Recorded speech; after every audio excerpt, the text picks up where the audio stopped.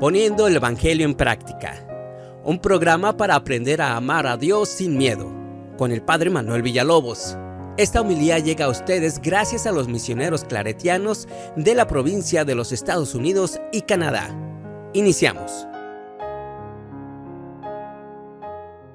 Muy buenos días, tardes, noches, hermanos y hermanas que se encuentran diseminados por todo nuestro continente. Soy Manuel Villalobos Mendoza y recuerden que esta reflexión llega a ustedes gracias a la generosidad de los misioneros claretianos de la provincia de Estados Unidos y Canadá. Y también quiero agradecerles a todos los hermanos claretianos que me sintonizan o que escuchan esta reflexión, que me honran realmente con dar un poco de su tiempo para escuchar estas palabras que tienen la finalidad de dar vida, de que la palabra que escuchamos en la lectura se encarne en nuestra realidad. Estamos en el domingo 12 de octubre y ya nos acercamos también a nuestro curso que vamos a ofrecer sobre la vida, la teología y el uso de las Sagradas Escrituras en nuestro Padre Fundador, en San Antonio María Claret, con la finalidad de que ustedes nos conozcan por qué nuestro interés en las Sagradas Escrituras, de hacer que esta palabra llegue a todas las personas, llegue a todos los rincones, especialmente a la gente que siempre ha sido relegada, marginada o excluida y a veces condenada por el abuso de la palabra. Recuerden que la palabra tiene que ser buena noticia. Estamos para el domingo 12 de octubre y seguimos con el Evangelio de Lucas. Y hoy el Evangelio nos invita a reconocernos leprosos, reconocernos que a lo mejor hay muchas cosas que tienen que ser limpiadas, purificadas, palabras que tienen que ser corregidas, ¿verdad? Gestos que muestren verdaderamente el amor de Dios. Vamos a pedirle a Dios que nos cuide, que nos bendiga. Señor Jesús, te pido que abras el corazón de todas las personas que a través de este medio me escuchan. Quiero que dejen entrar tu palabra. Quiero que esta palabra también sea performativa, que tenga el poder de limpiar, de purificar. Pero sabemos que esta palabra solamente actúa cuando reconocemos nuestro pecado, nuestra miseria, nuestra limitación. Cúranos de las lepras que nosotros tenemos en nuestro cuerpo y que a veces convivimos con ellas sin que estas lepras, esos odios, esos rencores nos quiten la fe.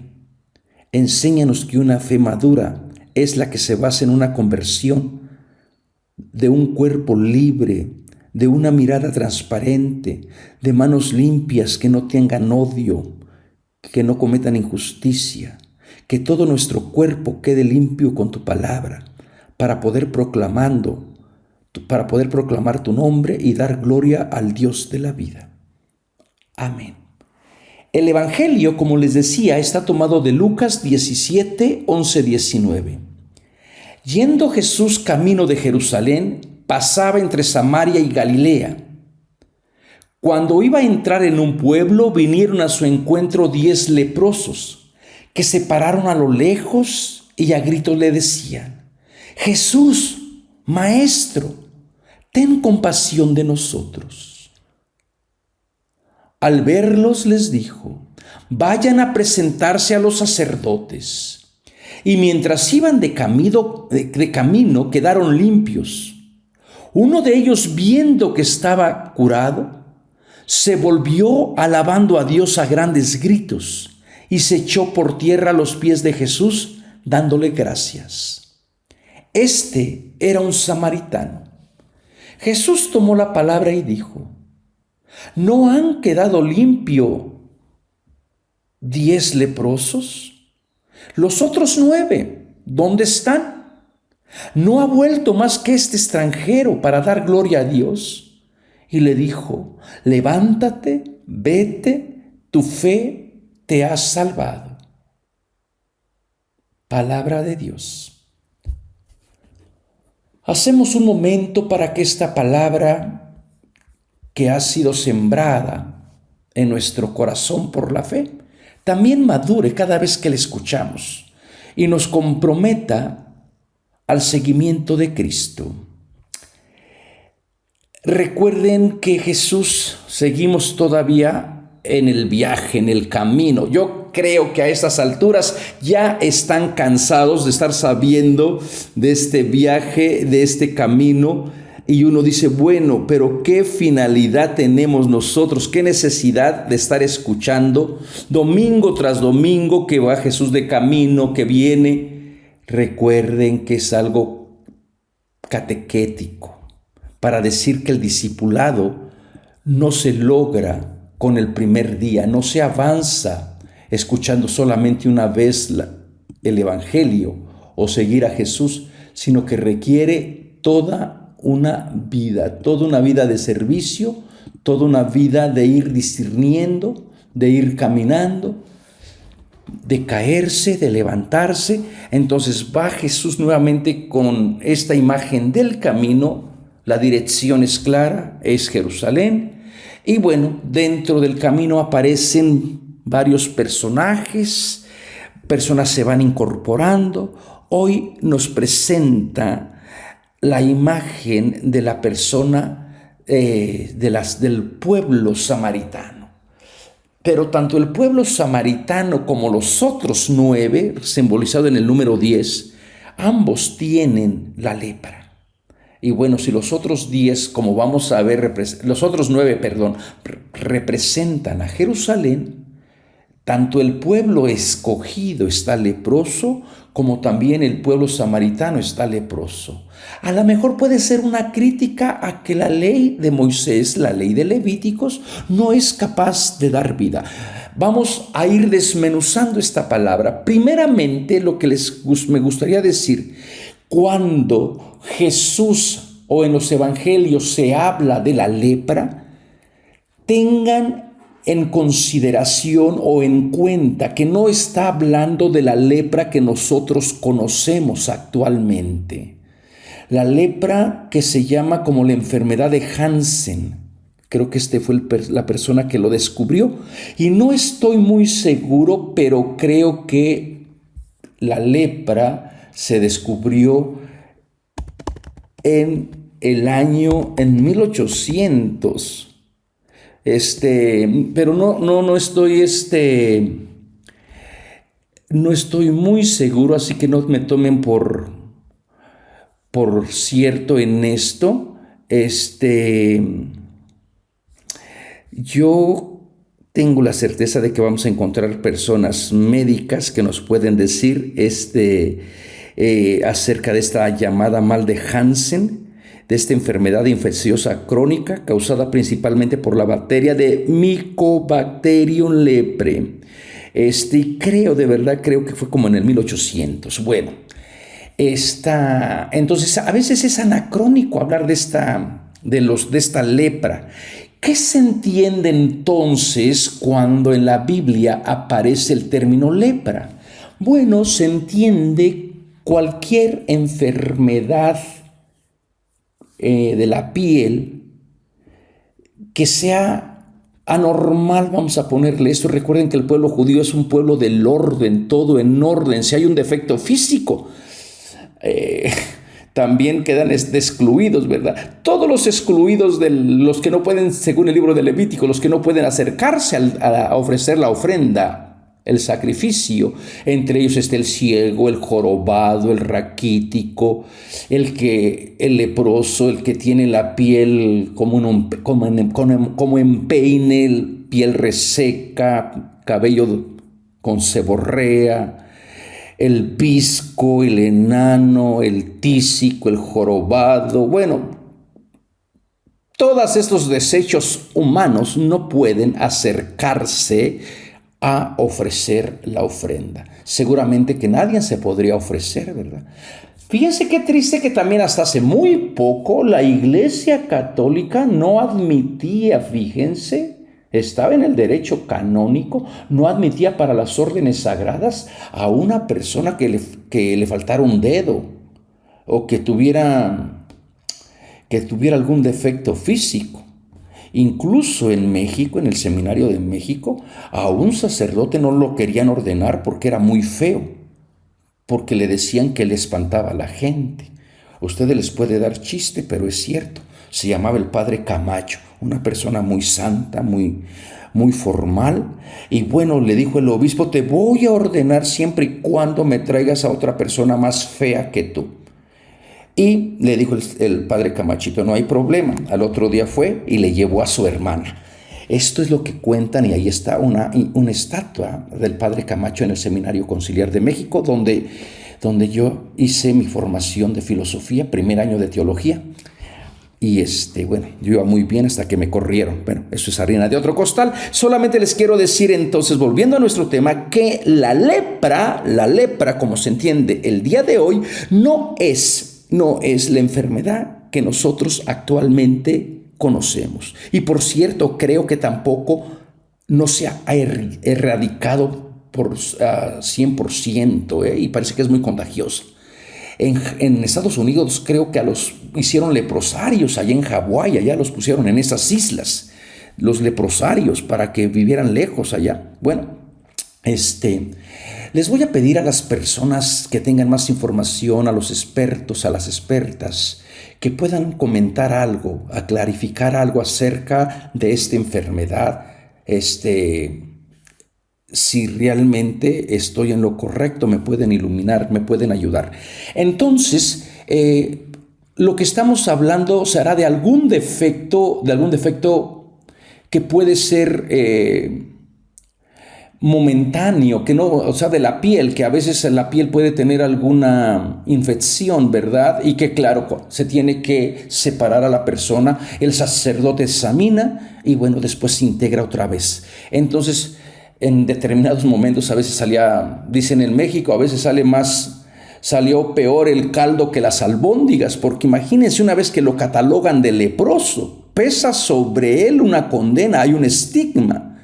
Y los estigmas funcionan, a veces ejercen un poder deshumanizador sobre el cuerpo, ¿verdad? A las personas que les ponen este estigma de ser, bueno, eres leproso, aparte leproso está asociado con pecado, otro estigma. Y entonces la gente que a lo mejor tenía algo insignificante, algún grano, alguna mancha, pues ahí se quedaba. Una vez leproso, siempre leproso, ¿verdad? Y Jesús parece que se cuenta con este mundo. Bueno, ahorita vamos a entrar a ver un poquito allí. Entonces recuerden, va de Jesús de camino de Jerusalén, ya casi está llegando a Jerusalén, y dice que mientras Jesús seguía camino de Jerusalén, entonces saben que vamos en esta buena dirección, ¿no? Y atravesaba por entre Samaria y Galilea. Y fíjense que hay muchas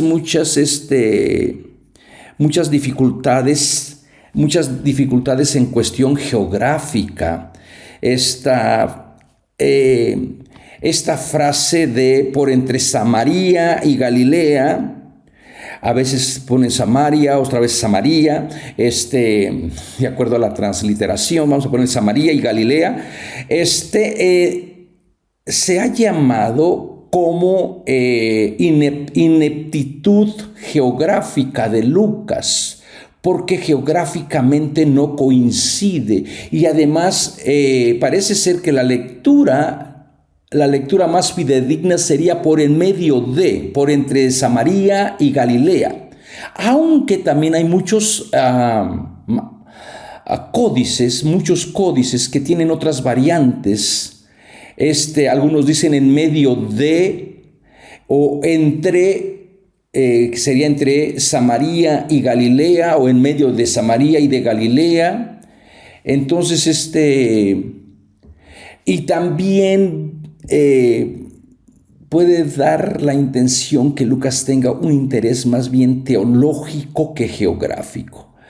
Entonces tenemos que este encuentro entre Jesús y los leprosos sucede en esta ambigüedad geográfica, siempre en territorio de fronteras. Son fronteras tanto geográficas como fronteras psicológicas.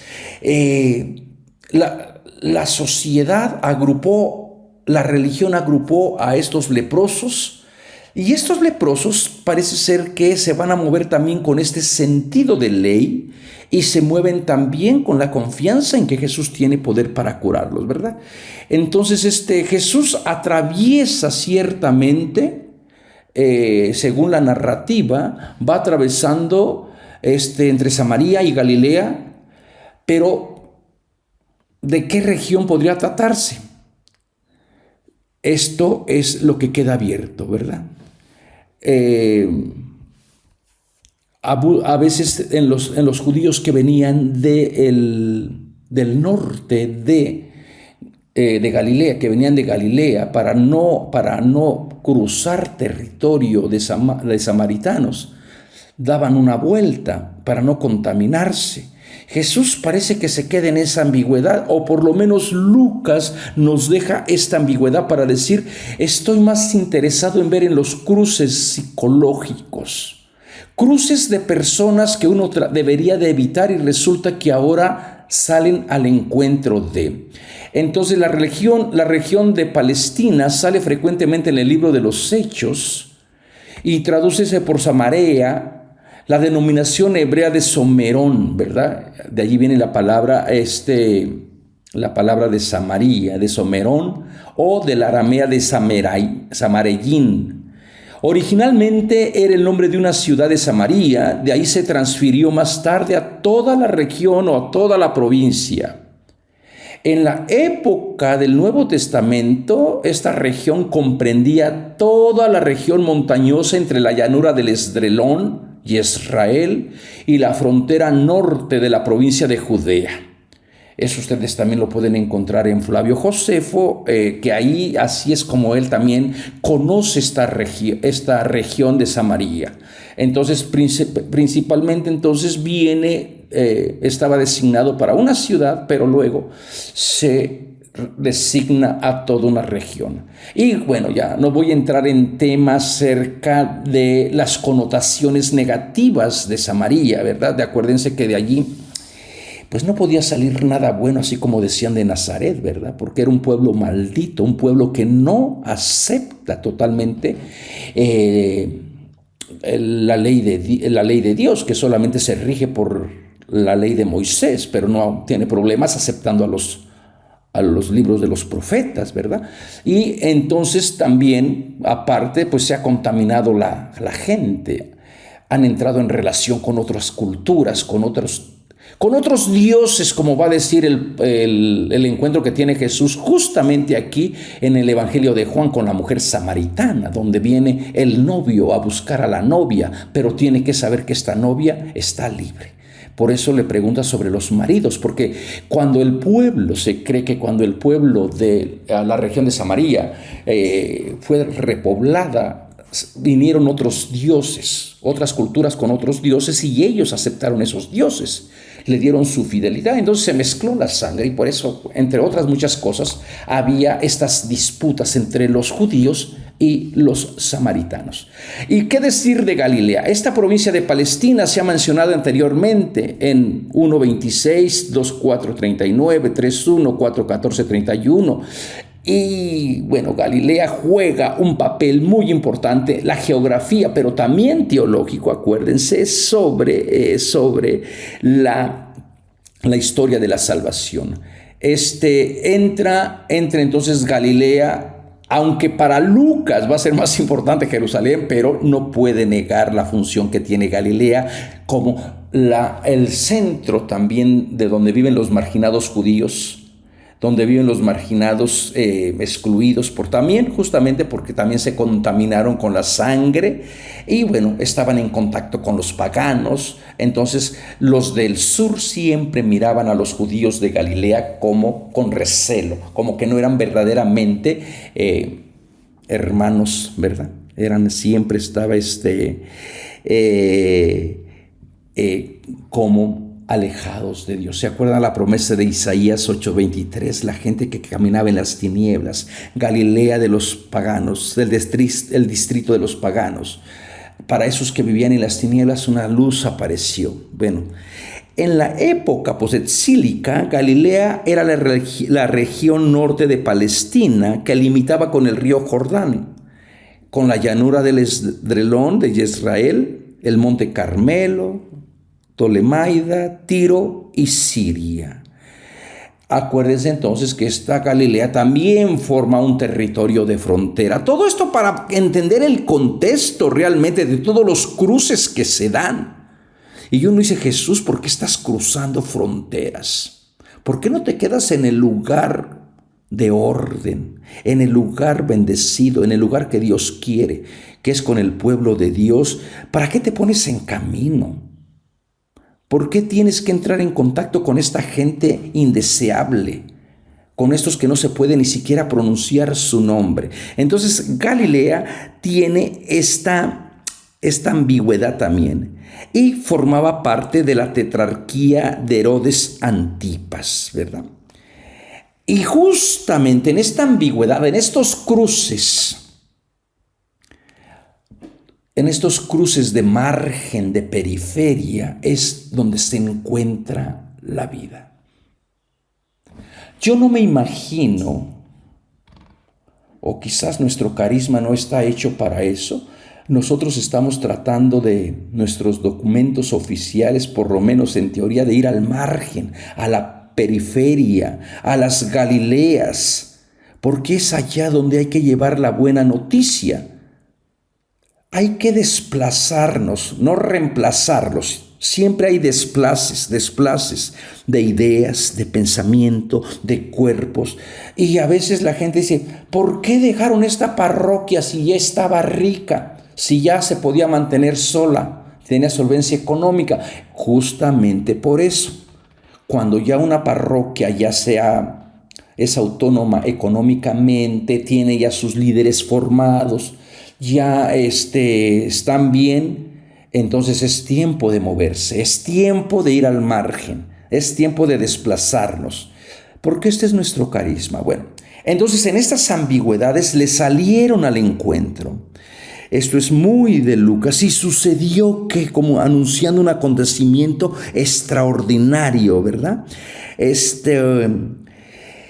Esto queda manifiesto de decir: algo grande va a pasar cuando uno se pone en el encuentro, en el camino, cuando tú vas caminando en tu fe. Me imagino que ha sido madurando esta fe. No es la misma fe con la cual te educaron en el catecismo. Y cuando uno se pone en camino y sucedió que algo extraordinario pasa, ¿verdad? O que un evento te va a hacer reconocer la presencia de Dios. Le salían al encuentro estas personas,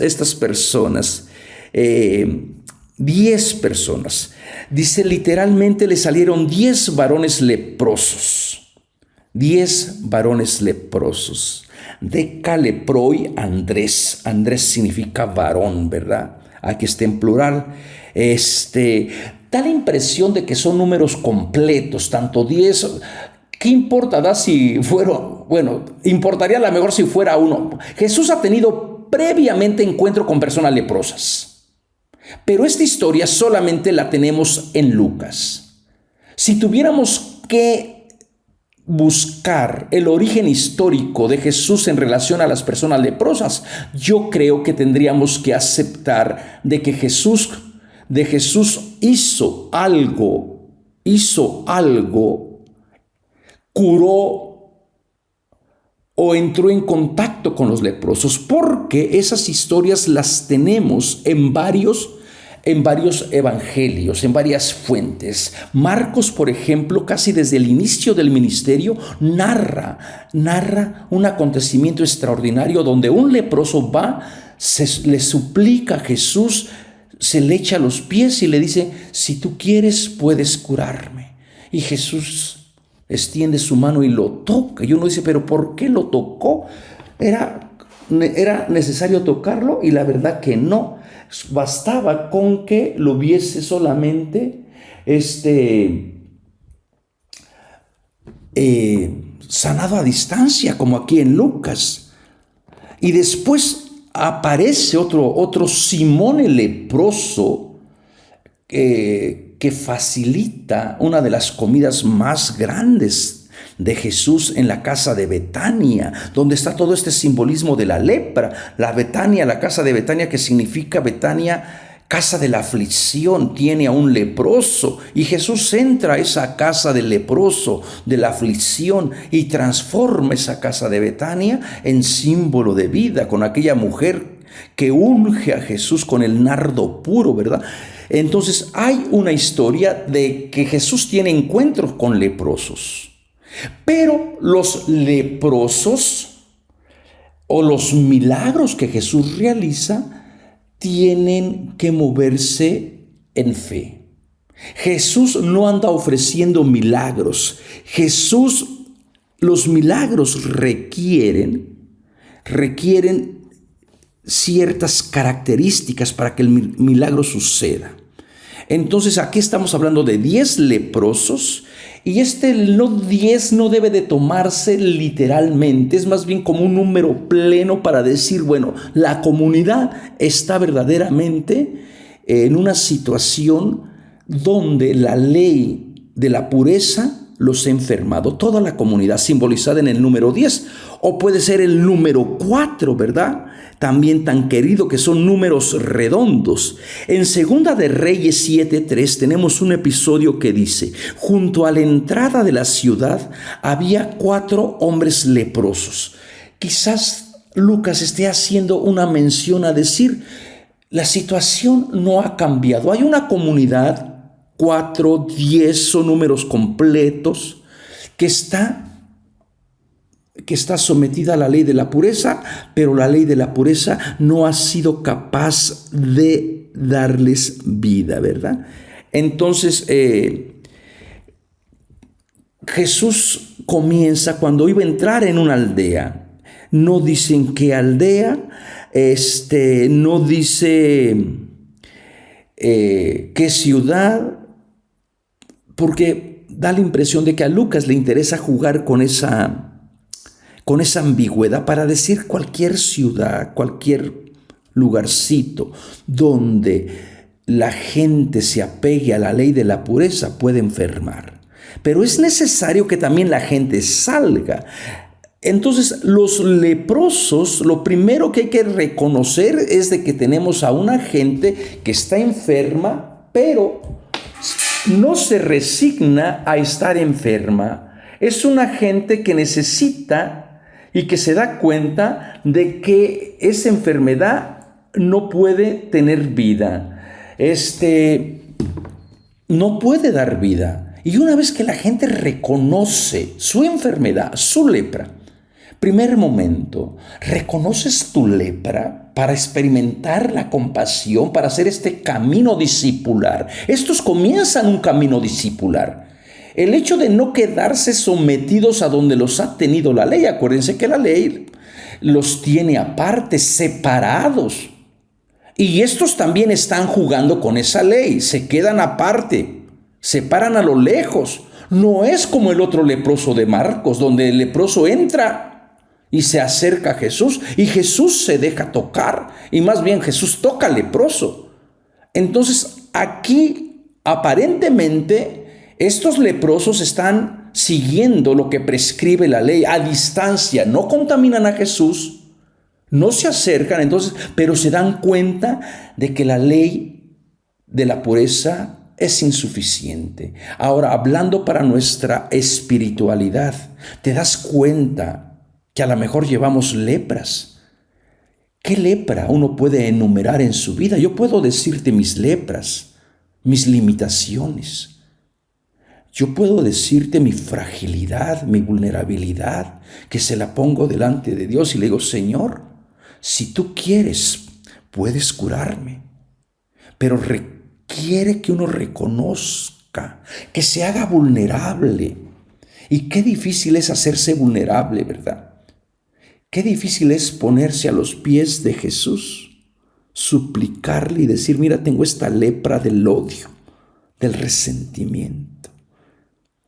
Tengo esta lepra de la desesperación, tengo una lepra que no tengo paciencia porque a veces veo que en vez de ir para adelante retrocedemos en la propuesta del Evangelio. Cuando uno reconoce su lepra, comienza entonces a acercarse. Primer momento, reconoce tu lepra. No te acostumbres a vivir con ella. Y confróntala. Delante de Dios, di: lepra, tú no puedes vivir en mí. Odio, tú no puedes dominarme. Cólera, tú no tienes cabida en mi corazón. Vista obscena, vista maligna, vista perversa, transfórmala con una mirada de amor. Manos violentas que se extiendan para bendecir. Corazón soberbio que aprenda a ser un corazón humano lleno de compasión. Palabras que deshumanizan, que sean palabras que consuelen, que conforten. Pies que a lo mejor están prestos y ligeros para buscar el mal, que sean pies que salten por los montes para anunciar el Evangelio. Y una vez que reconoces tú tu lepra, ponte en camino. Párate a lo lejos.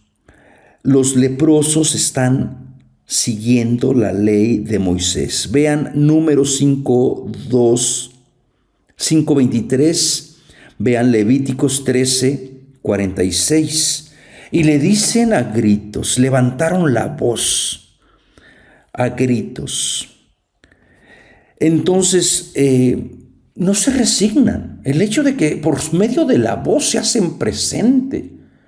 Porque lo más lógico sería, bueno, ya que se queden allí, porque ya están, porque la ley ahí los dejó, los clasificó como impuros, pero estos no se resignan. Hermanos, hermanas, no se resignen a vivir en la muerte, en la sombra.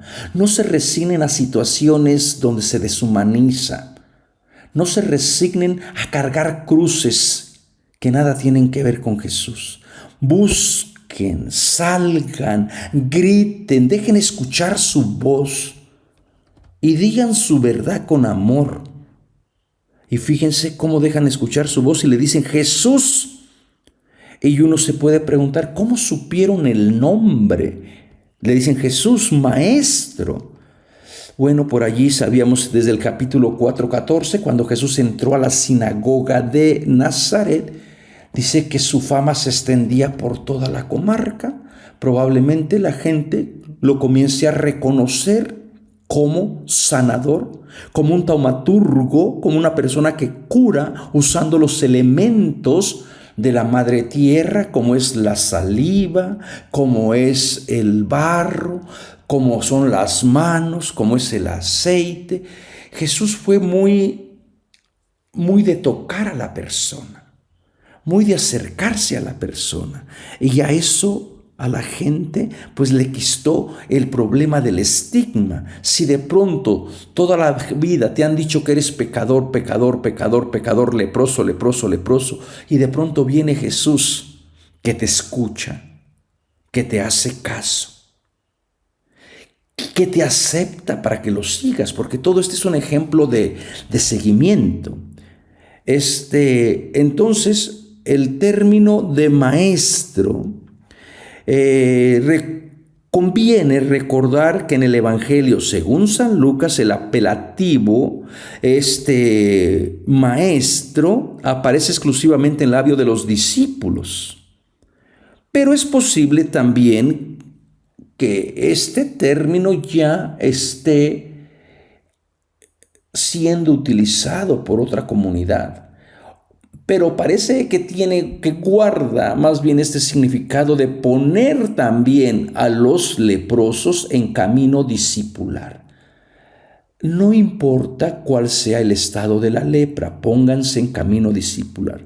Ten compasión de nosotros. El grito es indiscutiblemente una súplica. Ten compasión de nosotros. Ten compasión de nosotros. Vean, estos leprosos que no se resignan a estar sometidos a la lepra. Tú también, hermano, suplícale, ten compasión, apiádate de mí. Tantas lágrimas, Jesús, que he derramado, tantas noches sin dormir. Ten compasión de mí. Ya no sé a quién recurrir. Ya no sé qué más hacer. Ahora estoy delante de ti. Reconozco mi pecado y te imploro que tengas compasión de mí.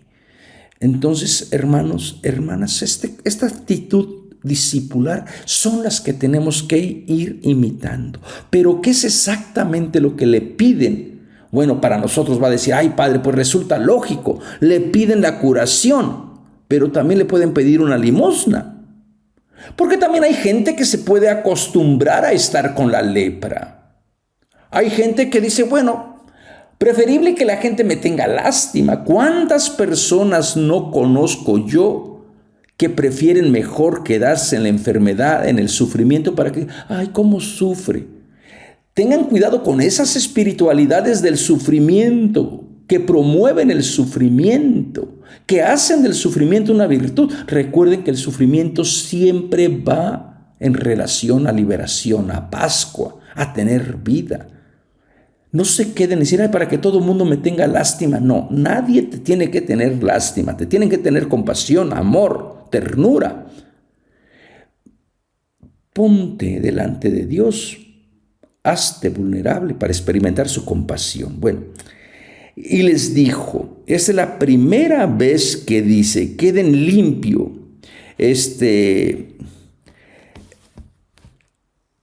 Muy probablemente sea también haga una relación a las mismas palabras que encontramos en Mateo 8:3, para armonizar las dos historias, ¿verdad?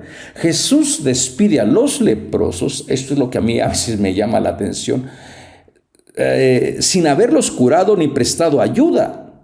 La fe no es mágica. Esto no es lo que me llama la atención. Lo que me llama a la atención es lo que les voy a comentar en continuación. Lo que es importante aquí notar que la gente se tiene que mover en fe antes de que suceda el supuesto milagro. Y esa ya implica una fe más madura. Porque si tú te mueves cuando ya quedaste limpio, pues ya, ¿dónde está lo extraordinario? Tienes tú que vivir lo que le pides a Dios, tienes que vivirlo como si ya te lo hubiese dado. De decir, no, yo creo que me vas a ayudar, tengo esta enfermedad y yo sé que voy a salir adelante. Todavía no me han dicho los médicos que ya la enfermedad se fue, pero yo tengo la certeza de que tú no me vas a abandonar. Tú quieres lo mejor para mí.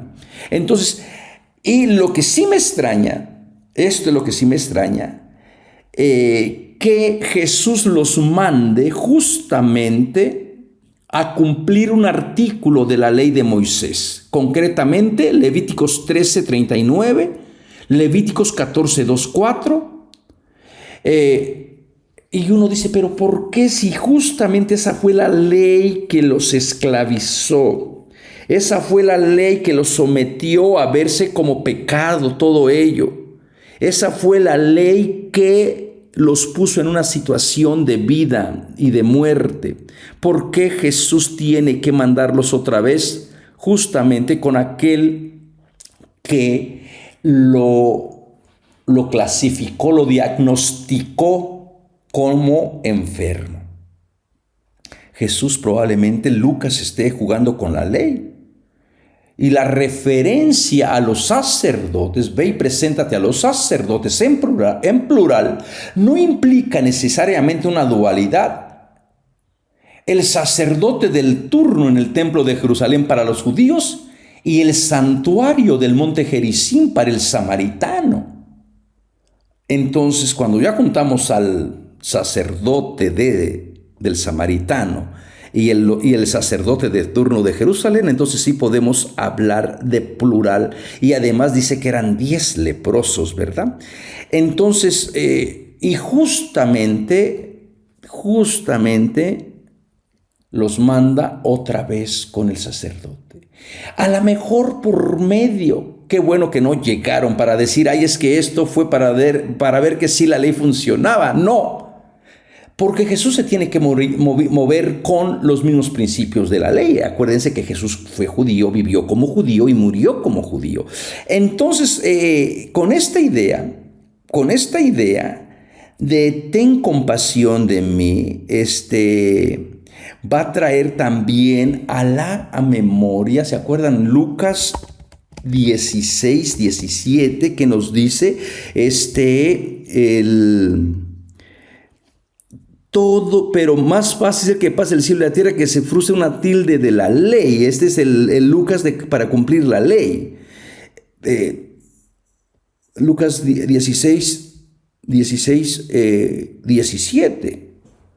Jesús tiene que cumplir la ley y por eso la función pero el hecho de que el milagro suceda, mientras me marchaban quedaron limpios, literalmente, y sucedió que en el marcharse ellos quedan limpios, es precisamente para estar criticando a lo mejor la ley, para decir no llegaron a las manos del sacerdote, porque a lo mejor los vuelve a enfermar, los vuelve a diagnosticar, sino que es en el camino. Los milagros siempre suceden en el camino.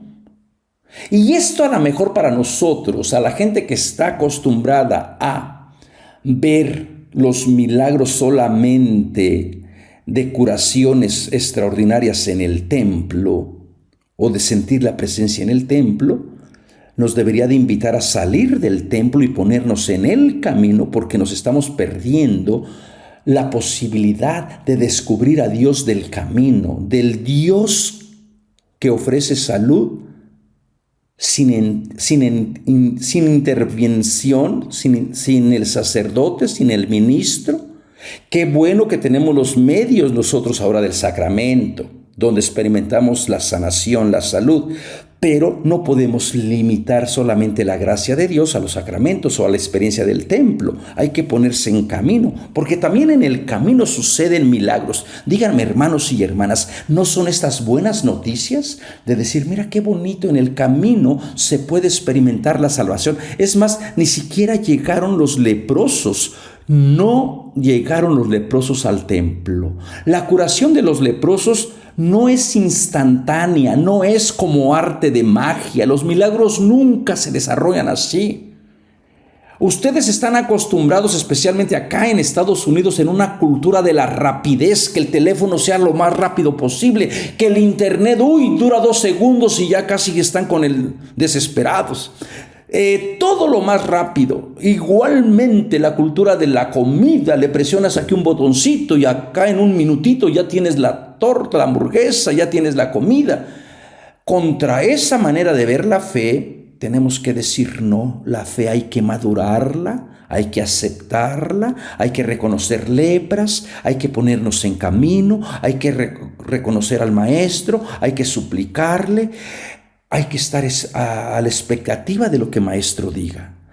Y una vez que el maestro habla, obedecer, movernos en fe. Vean todos estos procesos de maduración de la fe. Y en el camino, entonces la fe, la curación de los leprosos, no es instantánea, pero el desarrollo narrativo supone en ellos una confianza en Jesús y una disponibilidad para seguir sus instrucciones.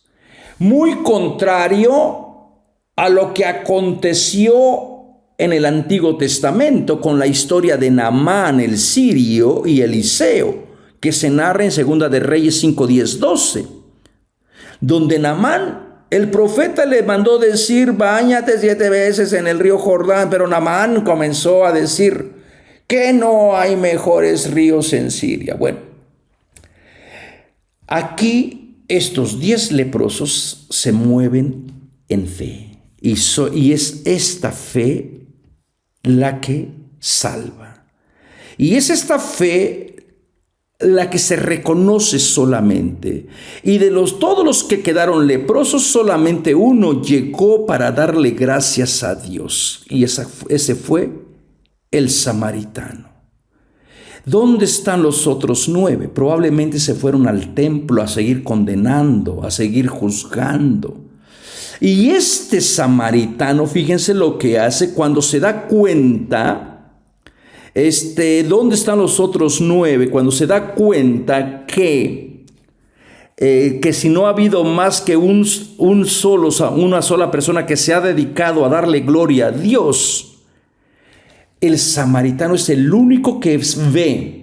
Se utiliza un verbo para tener esta visión no solamente de la mirada física de nosotros, sino el ver con la mirada de Dios. Se utiliza un verbo que implica ver la presencia de Dios en los acontecimientos de la vida, en lo que nos está sucediendo día con día.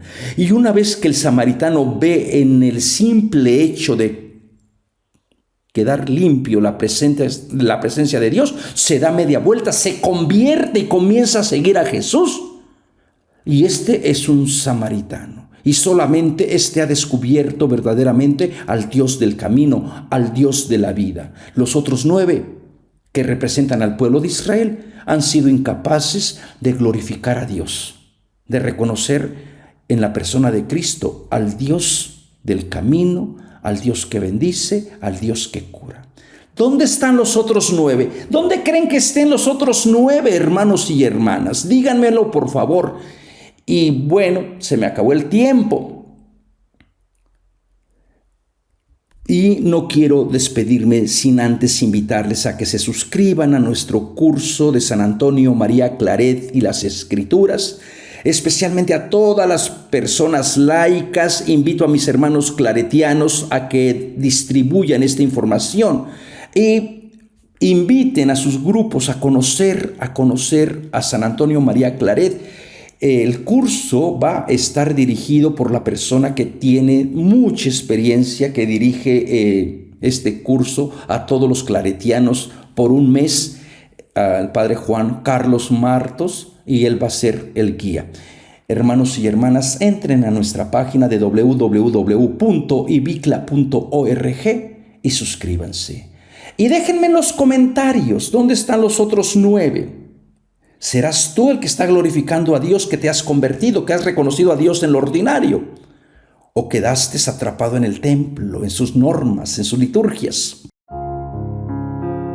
Este programa fue presentado por los misioneros claretianos de la provincia de Estados Unidos y Canadá, una congregación católica romana global de sacerdotes y hermanos que atiende las necesidades religiosas y pastorales de las comunidades vulnerables.